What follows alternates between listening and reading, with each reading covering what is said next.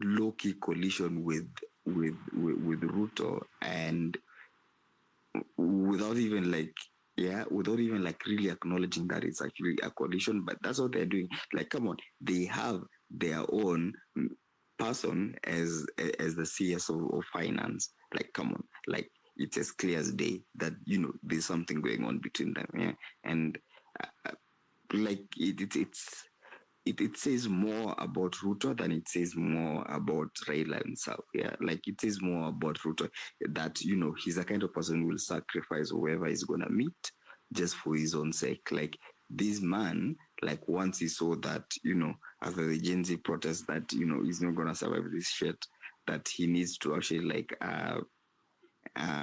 find a way of reaching out to like his original base, year 2007. Yeah, the same base that he used to kill people. Yeah, that he used to that actually got him to Hague.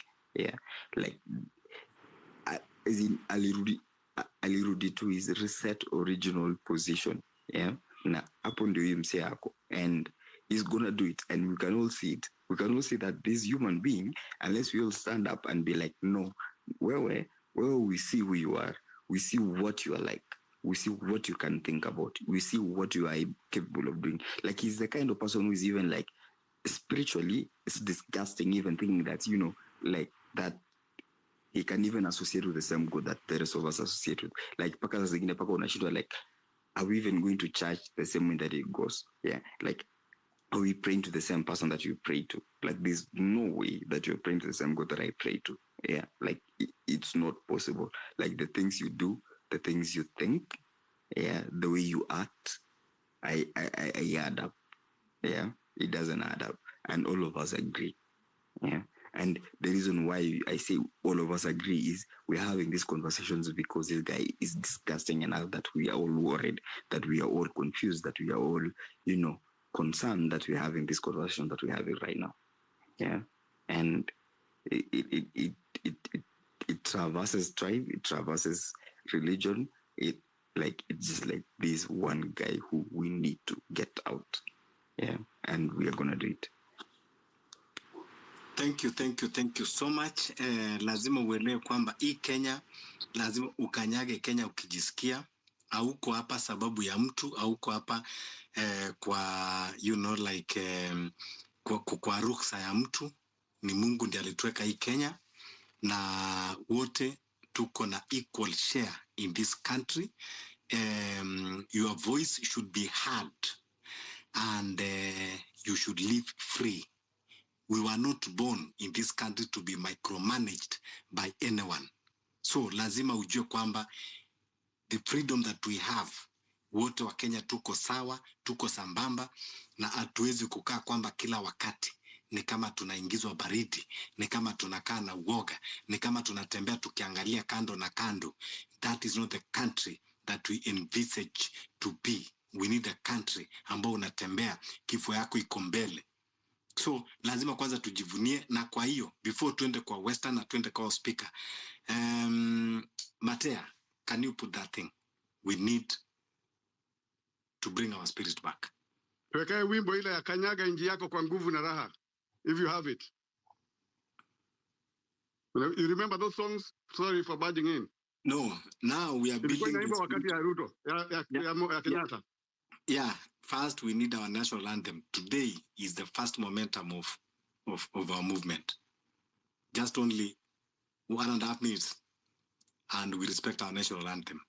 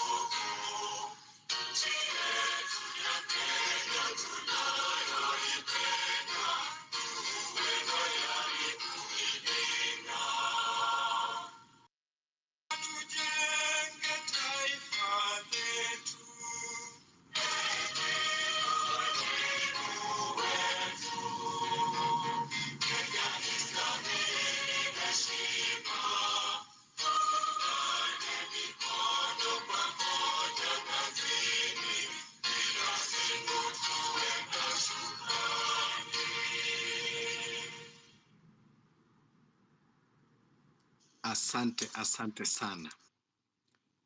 So lazima ujue kwamba kila wakati lazima tuungane, tushikane mikono, na lazima nchi yetu istahili heshima.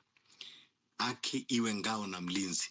Hiyo ndio sababu tunajitokeza wote tukitafuta hiyo haki, maanake tutatoka kama tumebeba ngao yetu. Haki lazima iwe ngao na mlinzi. Kwa hivyo hatuwezi kukaa kwa nchi ambao dhulma imejaa, watu wanauawa kama wanyama, mwili zinatupwa kama takataka. Haiwezi kukua nchi ambayo iko na heshima hiyo. Mili unapata imetapakaa. Yani literally unatembea unapata parts of a human body. And yet we are saying that we have a government. We can never live this way. Hatuwezi kukaa kama wanyama ambao wako porini in this 21st century. So that is why we have every reason not to lose hope. We have every reason to inspire hope. And we have every reason to fight for this country. Personally, that is the decision that I have made. My life is not important than those that were lost during this struggle. If it means that I have to lose my life for this country to be in the right track, let it be. I will not live forever. So if it means that my life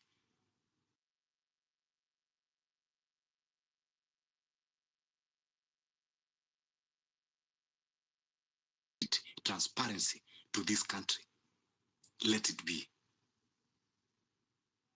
So kindly, this is the time that we need to mobilize ourselves. We need to sacrifice ourselves, because it will take a sacrifice to redeem this country.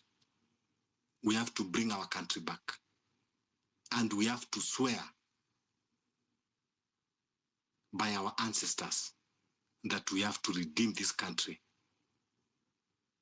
and let this country, let citizens, let the old people, let the young people, let the youth, let the children have dignity and be proud with their country. Yeah, let's go to Western and then we go to Dr. Mude. Rubbish. Yes. Sorry for interjecting too much, but I want to say we should be having interludes of the interlude in between, maybe every 2 hours. We can have the wimbo wa taifa, alafu tutafuta hizo nyimbo patriotic. Kama hiyo nilikuwa nasema, ilikuwa inaimba wakati wa Kenyatta mostly, and then even during Moi era. I never had it during Kibaki, I never had it during Uhuru, and now Ruto has even silenced it completely. Ilikuwa inasema, kanyanga nchi yako kwa nguvu na raha, nani walisema sisi ni wajinga. It was something like that. And it was really... You are doing well, Xavier. Even we don't need... you can do well. Hey, niko na maneno sinanga sauti. Lakini I think Mataya can find it and play for us in the next... Yeah. It's okay. Just send send to Akuraya. Let's go to Western, then we come to Dr. Mude atupatie strategy. Na tafadhali leo Dr. Mude usitume kwa missile. Let's come first to solution ya hapa nyumbani. Manake missile inaweza kulipua nchi yetu yote bana. Western. Thanks, Fabish. Part of strategizing is taking stock of your opponent. You size your opponent and gauge their capacity. I don't agree with you that Raila Odinga is a non-entity. That would be a colossal mistake to make going forward. Because, he, out of nowhere, if you like, brought the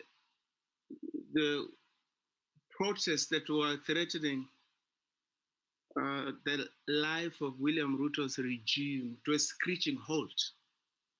That's what he did. To a screeching halt. People left really what happened. Secondly, without his input,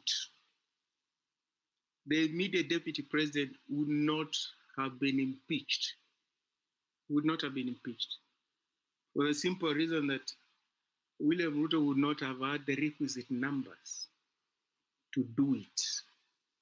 So he's not a non-entity. And previously, for those who don't know Kenya's history, he had also helped Daniel Moi when a vote of no confidence was filed against his vice president, then Professor George Saitot. At that time, he was leading a party called NDP, National Development Party. So he's not. He still has got massive support across the country. He does. Don't be fooled by the frustrations we do exhibit on some of these platforms. He still has got support on the ground. Secondly, Fabish, a referendum is like an election. What it means is that in an election, we are not a monarchy. And therefore, we people in a republic are given the right to elect their representatives, including the president. And you don't expect people to vote for one candidate. There are those who will vote for this, the others will vote for that. That's in the nature of democracy. The same thing with the referendum. You can be for the constitution, you can be against. It doesn't mean those who voted for this constitution were constitutionalists, and those who did not were not. One thing that you can't take away is that across the board, the Kenyan political elite do not have time for this constitution. They don't, all of them. At that time, it was a ceasefire constitution whereby they were forced by the 2007-2008 violence. Otherwise, they were not in a hurry to get a new constitution. Kibaki, Raila, whatever, all of them, Kalonzo. So those who supported the constitution, they did it because circumstances forced them. It's not like they were for a new constitution dispensation. And that's why, if you remember very well, one of the chief guests during the promulgation of that constitution was al-Bashir, the former president of Sudan. And at that time, he was under indictment by the ICC for genocide. So can you imagine the symbolism of that? What did it mean? It meant that going forward, impunity would be the stock in trade. That's what would continue. So Okay. William Ruto kindly give us the solution, because I think you are dwelling too much on the problems. No, Fabish is not the problem. It's about clarity. It's not really it's clarity. Because if we don't get issues correctly, we will play into the hands of our opponents. That's the point I'm making. It's clarity that you can vote against the constitution because there's something you don't like, but it doesn't mean you are for impunity. Well, who was trying to mutilate the constitution through BBI? You remember who are those people? They're the people who supported it, weren't they? So it's not true. Let's not be reductive when we read these people. It's a complex thing whereby the Kenyan political elite are united by their quest to control power and exclude ordinary people. And they use ethnic fault line to do that. Otherwise, they don't really differ. They don't differ much. Secondly, I think Ruto has done something, Fabish, with this impeachment. Because before, we had this notion that there's something called a co-president. So people will talk about Uhuru Kenyatta, William Ruto regime. They had started talking about William Ruto, Rigathi Gachagua regime. There was no such a thing. And there's no such a thing. You can only have a William Ruto regime. You can only have a Uhuru Kenyatta regime. You can only have a Daniel Moi regime. You don't partner those people with their deputies. Don't do that. So by impeaching Rigathi, I think he has smashed that notion that the buck stops with the president, the person who exercises executive power. So going forward, don't blame Kindiki Don't blame Rigathi. Put the responsibility where it falls, at the feet of the president, who is William Ruto, who exercises executive power. As soon as, I mean, as clear as that. And I think we have to take note of that. I think the movement will be punctured. Will be punctured if we adulterate it with sectarianism. It's not that William Ruto aliguza mlima. It's that William Ruto has disappointed Kenyans across the board. I think it's imperative we get that abundantly clear, so that the movement is ranged against him, not because he has had sectarian interests or ethno-regional interests. He has had interests across the board, of Kenyans across the board, including those who had hope in him and those who are cynical from the get-go. So the notion that he's embattled or is under siege because he has had a particular region more, it also plays in his hands. It plays in his hands because he's very much adept at ethnic mobilization. For those who doubt, he's very much adept at that. And therefore, if you approach it from that perspective, he's going to neutralize you. If you have to mobilize and contest and want to defeat him on the basis of sectarian mobilization, he's going to defeat you because he's very much adept at that. That is the only currency he knows as far as his politics is concerned. So I urge people in this movement to desist from sectarianism, to desist from also reducing him to his ethnic group. That's not also helpful to the movement. Stop it. Don't say there's something pathological, something wrong about his ethnic group. Look at him as a political operator who is only interested in power, and with that power, he doesn't even help his own people, just for himself and his cronies. So don't look at him through the ethnic prism. That will also be self-defeating, because then we don't rise above his parochialism. We also immerse in his parochialism. So we must avoid that. The things that the likes of Kalonzo Musyoka are doing, that kind of politics, I can guarantee you, they cannot defeat him if they are mobilized. Well, Western, can I stop you for a second? It's who is talking there? Yeah, Jabonji, kindly stop Western for a Okay. second. Chapoji. Okay, proceed. Or Fabrice should continue. Western, and then you've seen... you waste it. Fabish, I will forget. That's why. Just give me a minute. Go ahead, just a minute. Okay. So, Chapoji, Western, you brought in a very... Go for it. Okay, I'm here. Just Western, just mute a little bit. Can you hear me? Yeah, we can hear you, Jabonji. Yes, I can hear you. Okay. Well, see, I wanted to ask Western one thing. He's saying that the buck stops with Ruto now as we speak, that we should not blame anyone else.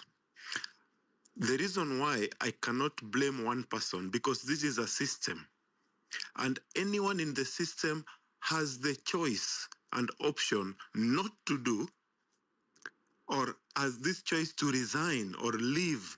We've seen this before.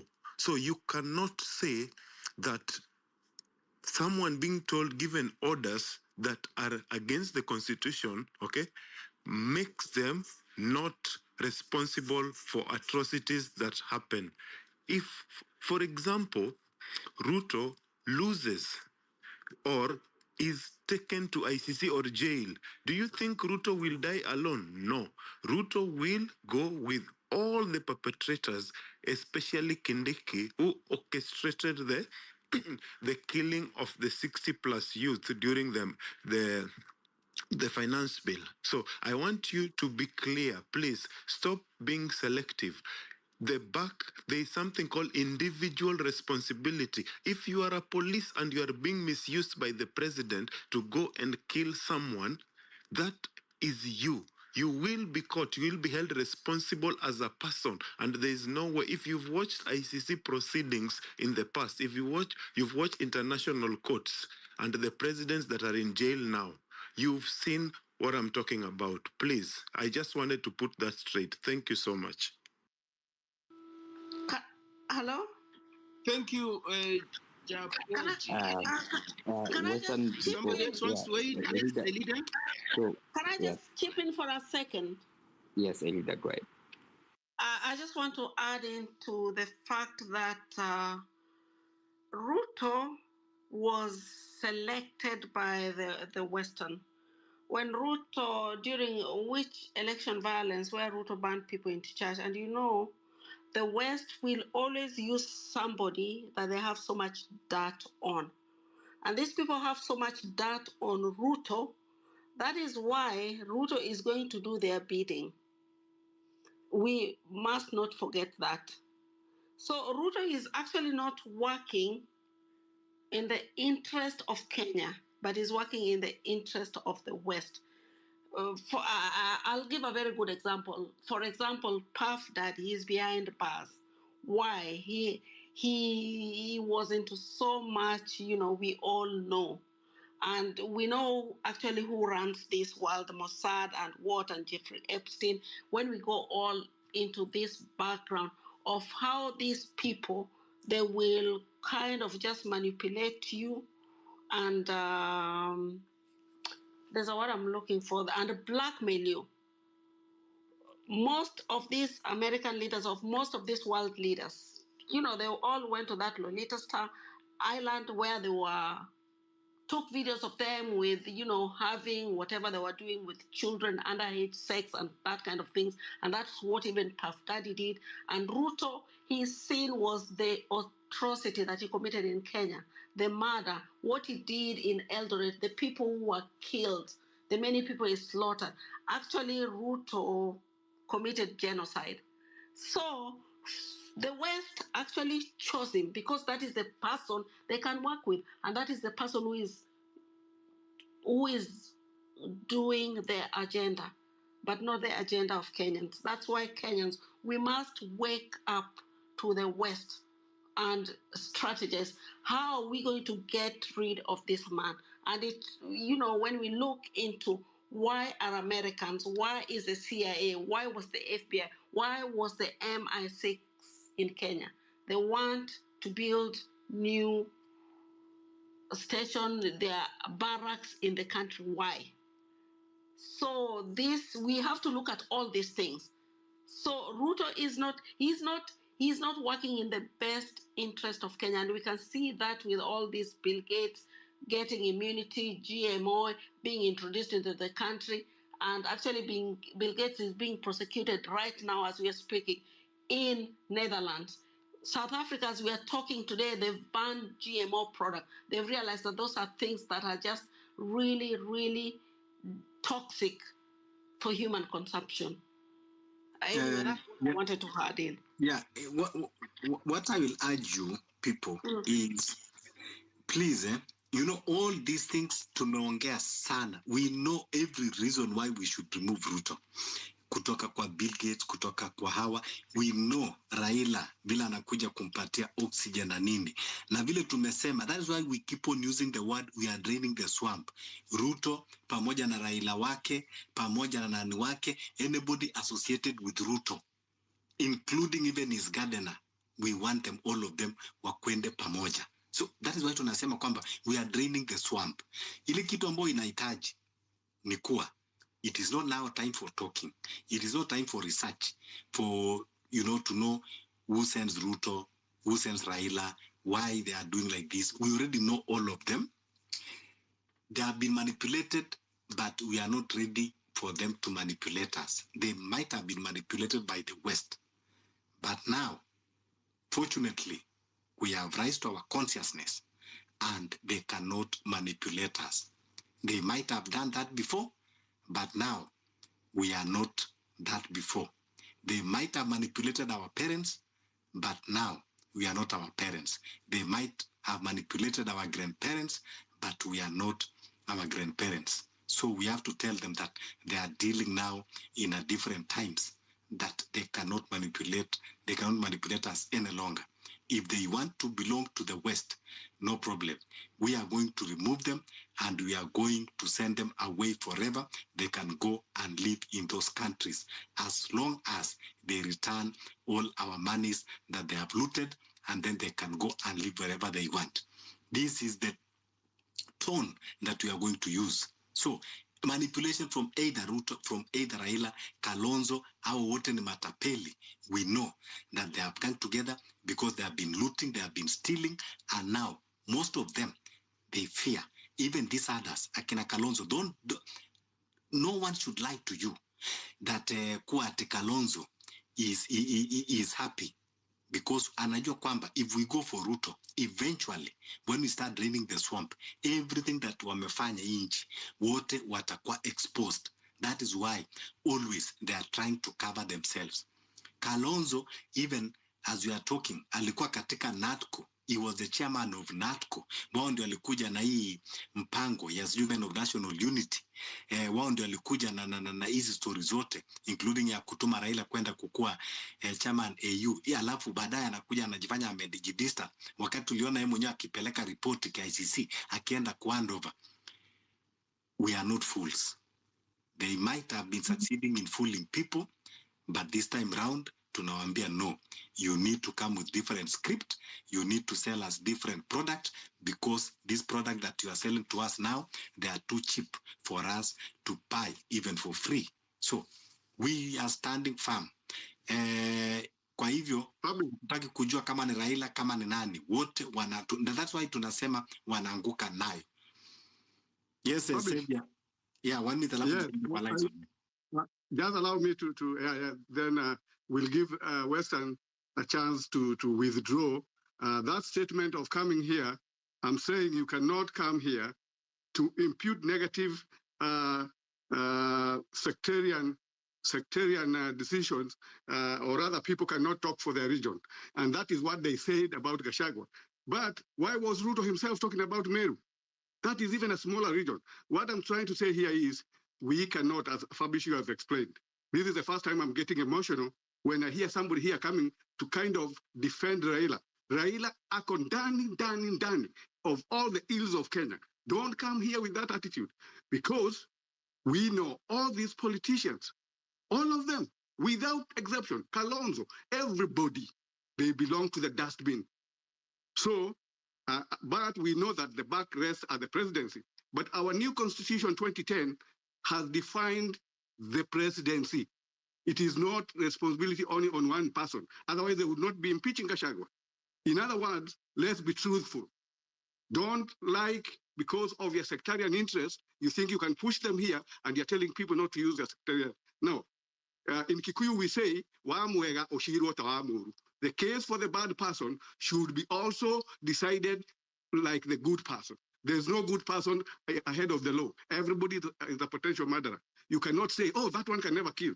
It depends on circumstances. So let's avoid that kind of talk here. We want solutions. Don't come here telling us, oh, yeah, this part. No, we want solutions going forward. We don't have time to discuss. We know, all of us, the ills. By the time we have reached here in this movement, we know the ills of the regime. It began all the way with Kenyatta 1. All of them, without exception, they have ruined Kenya. Otherwise, we will be like Singapore or Malaysia. Thank you. Publish. Thank you. Lyson? I think Fabi, I shall agree. we say to finish? No, let me say this. Let me just say one thing. Yeah, just hold your thought, Western. Then I will come back to you. Western, Just hold that your I thought. think Yes, I'll want us to desist from one thing. Mine is to say to Xavier, and also, I think from where I caught up Western talking about, you're saying let's not get to the trap of imagining that Raila does not have followers. And I think that's quite in order. But the question of let us not also play the tribal card as to whether Raila or what. Let's not get to the politics, because the politics will only divide us. Let's focus on our movement. These are political cousins. Kalonzo has never worked anything else from 1980s when Moi took him from university. He became a minister, an MP, a minister, vice president, I think severally, and now leader of opposition, a running mate. These are political cousins. Raila too. Raila from high school, which we have issues for, to university, to detention, of which he played a big role in that revolt of second liberation. But after that, he has just been shuffling political parties, screwing parties and screwing, breaking. And I suspect the same script is going to happen to that of William Ruto. He's going to go inside. He has broken it from within. Now he's the biggest stakeholder. He can implement NADCO, whereas we wanted NADCO to be, because they were selfish about NADCO in Kalonzo. They pushed for NADCO, but now Raila went, outwitted them. He went further, earlier, in the room. And now they're bringing the report of which him himself will be controlling its implementation with the traitor. So, gentlemen, long and short of it, we can go round and round in discussing these personalities, but I just want to pick those two. Same to Uhuru and same to Ruto. Those guys have never worked anywhere. Even if you go further to Sakaja, he has not run any kiosk in Nairobi. This is my people who are picked from school. They come here, nominated MP, senator, governor. Next time you hear young tax, they need to be this. So, ladies and gentlemen, I want us to just take it a bit easy. Xavier, and I think also another. I think I followed him. He was trying to give the flow of events, and I think it was quite in order. Maybe the issue is now at this point in time, let's avoid too much of history, as much as we can have that for ourselves in different forums. For now, we have 9 days to go to 11/11. Let's focus on what are you going to do to make 11/11 successful. As to whether we want to remove Ruto, as to whether we are happy with this regime, as to whether we don't like Kalonzo or Raila, I think we are all agreed. We have crossed that bridge. As to questions of snitches, all that things, we have already crossed that bridge. We have maturity now at our movement. We're asking to make 11/11 be a starting point or a game changer. What is individual speaker who's going to speak here do for that day to be successful? For me, I'll speak for myself.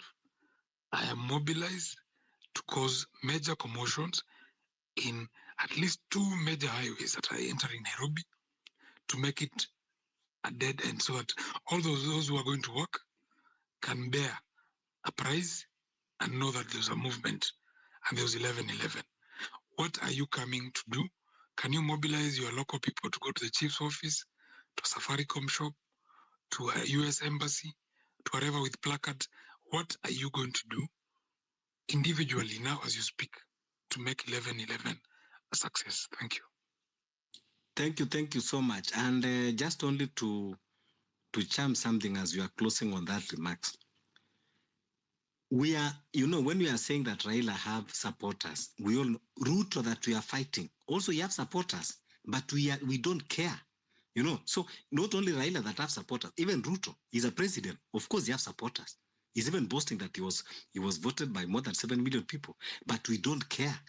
And that is why this is a movement. This is not a political party.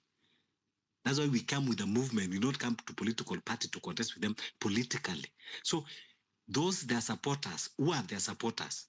It is still we that now we have revolted against them. So let's not, go in that line of thoughts. If we go in that line of thought that this person have supporters and this, then that means we will never do anything, because even the president have supporters.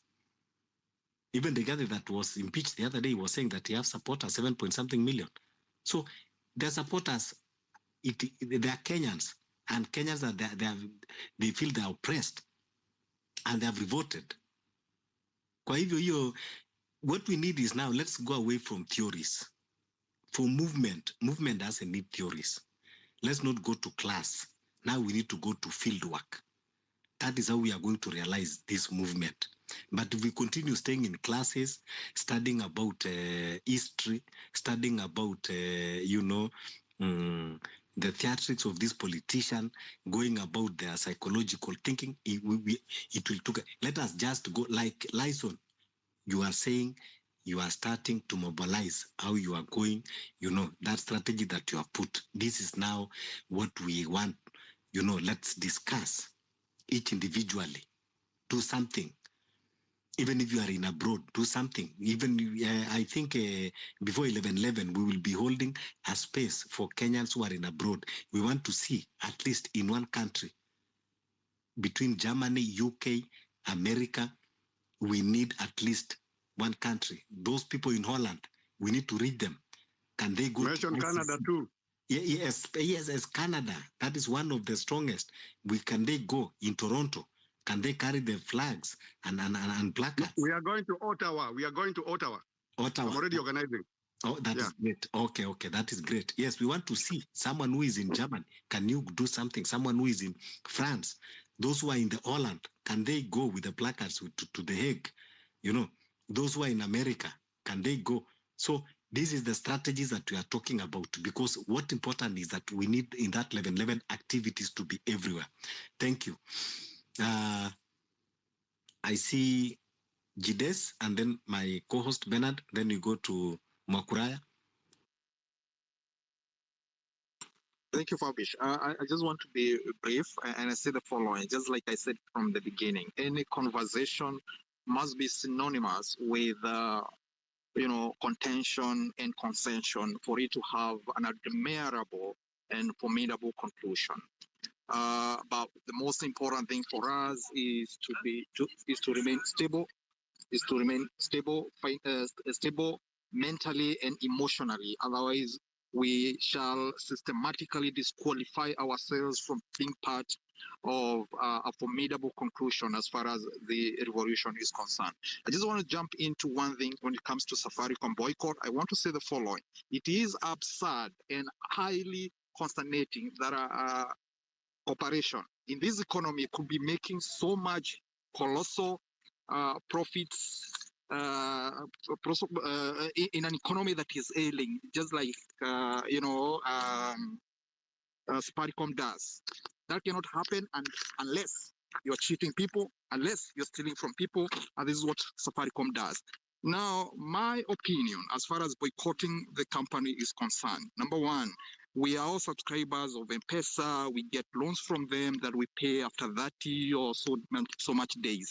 Some of us have qualified to big loans as high as 100,000 shillings, 50,000 shillings, 20,000 shillings. It is the highest time we take those loans to the maximum, then we boycott paying, we swap the providers from Safaricom to Airtel, okay, and we fail to pay those loans. When we form another government, one of the requirements we shall require from the government, the presidency and the government will be formed, it is to forgive loans from everybody who boycotted paying from Safaricom.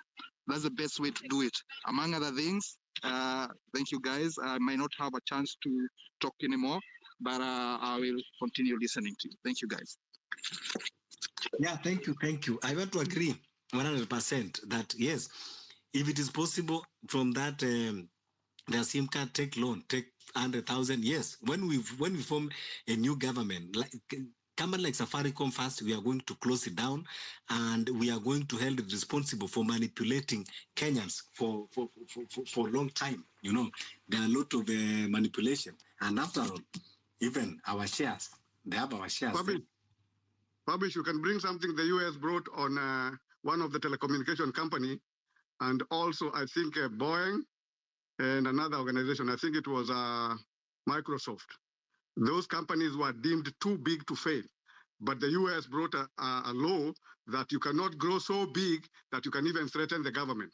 So we should bring, it's called antitrust laws. The new parliament will bring antitrust law. No organization can grow, and whether owned by government or by individuals, so big that it can manipulate the economy. That should never be allowed. So that method the speaker was saying about not paying the loans is very good. People should also not pay the so-called hustler funds. Hiyo pesa yote serikali mpya itasamehea na itatoka kwa Ruto. Hiyo pesa tutatoa ile yote iko ng'ambo, ile pesa wameweka huko na kina Uhuru yote tutarudisha Kenya. Fuliza and boycott. Yes. Wanaweza kutumia ambao wameiba na Ruto wakajilipa. Yes. Get maximum. Yes. Fuliza kabisa. So Fuliza and boycott, yes. Yes, let's go to Bernard, my co-host. Yeah, thank you, Fabish. And you guys are very